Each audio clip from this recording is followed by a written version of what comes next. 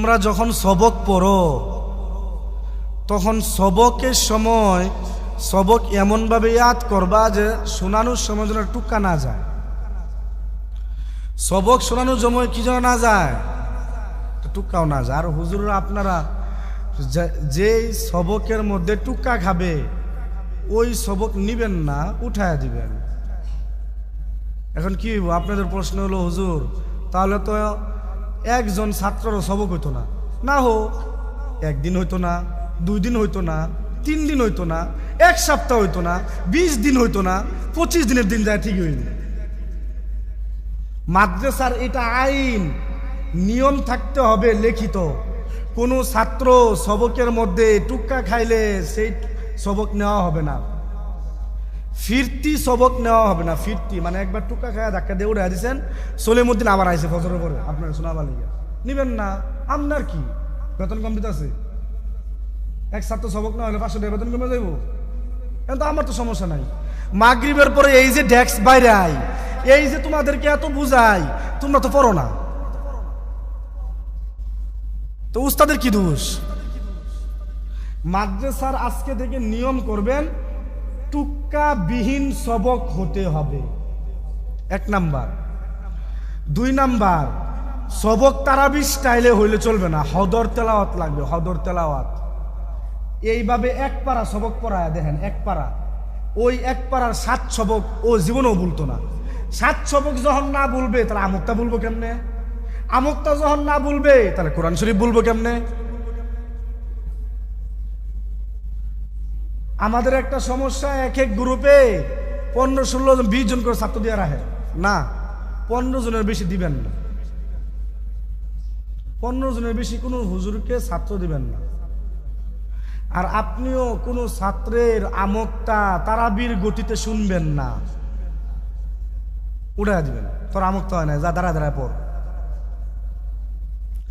এটা 1 মাস চালান, ছাত্র ঘরে আদ হয়ে যাবে।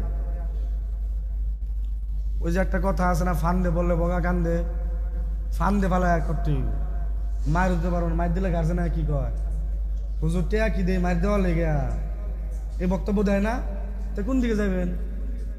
সুজা আলাপ, ভাই আপনার সবক হয় না, আমি কি করবো? মাদ্রাসার প্রিন্সিপাল তো নিয়ম করে দিছে, টুক্কা বিহীন সবক হইতে হবে। 7 সবককে টুক্কা বিহীন 7 সবক হইতে হইবে। আমুকটাই লুকমা বিহীন আমুকটা হইতে হবে। কারণ আমার প্রিন্সিপালের তো আমি খাদেম, আমি এখানে একজন কর্মচারী, আমার উনার কথায় উঠতে হয়, বসতে হয়। তাহলে আমার দ্বারা পসিবল না আপনার ছেলের সবক নেওয়া। হুজুর 10 দিন ধরে নাকি আমার সবক দেয় না, জিগানে সবক কেলিয়ে দেয় না, আমার জিগান কেন? আপনার পোলারের জিগান, আপনার পোলার দুধে দেওয়া তুলসী পাতা জিগান, এখানে হুজুরদের কি দোষ? তোমরা পড়ালেখা ভালো করে করো না, হুজুরদের কি দোষ? হুজুররা কি করবে? কতটুকু বুঝানোর পরে আমার মতো ব্যক্তির কাছে মুহতামিম সাহেব এসে বলতেছে যে ছাত্র রেয়াত থাকে না, হুজুরদের কথা মানে না। কোন ধরনের ছাত্র? তুমি সবকটা পড়বা এমন সবক, ফজরের নামাজের আগে অবশ্যই সবক শেষ হতে হবে। ফজরের পরে কারো সবক শুনবেন না, সে যেই হোক, ফজরের পরে সবক শুনবেন না। তুই মাগরিবের পরে কি করছস? তোর যে সবক হইল না, জিজ্ঞাসা করবেন। মাগরিবের পর থেকে এসা পর্যন্ত কি করছো? হুজুর 14 লাইন হয়েছে, 1 লাইন হয় নাই। তাহলে খাওয়ানোর পরে কি করছো? রাত্রেবেলা 10:30টার সময় ছুটি দেওয়ার সাথে তোমার চোখে ঘুম কেমনে আসে? তোমার যে সবক হয় নাই। রাত্রেবেলা 10:30টার সময় ছুটি দেওয়ার সাথে সাথে তুমি বেডিংটা করে বন্ধুর সাথে আলাপ শুরু করে দাও, প্রীতির আলাপ, তোমার যে 7 সবক হয় নাই। তোমার যে আমুকটা হয় নাই, এগুলোর উত্তর কে দিবে? আরে ভাই, তুমি তোমাকে ফাঁকি দিচ্ছ, উস্তাদকে নয়। তুমি তোমাকে ফাঁকি দিচ্ছ, নিজের পায়ে নিজের কুড়াল মারতেছ। সেই জন্য ভালো করে পড়াশোনা করো। আজকের পর থেকে উস্তাদরা নিয়ম করে দিবে যেটা, ওই নিয়মের উপরে চলবা।